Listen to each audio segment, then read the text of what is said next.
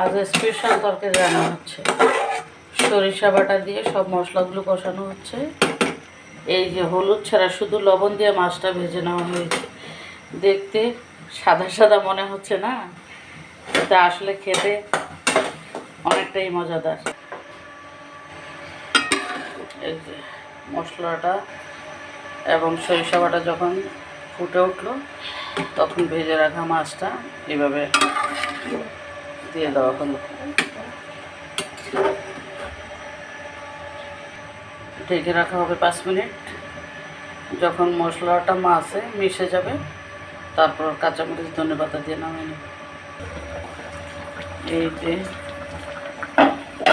ধোঁয়ার জন্য বোঝা যাচ্ছে কিনা যায় না, ধনেপাতা দিয়ে দেওয়া হচ্ছে। রান্না কমপ্লিট। ও কি সুন্দর কালার। সরিষা দিয়ে রুই মাছের মজাদার সরিষা রুই রান্না হলো।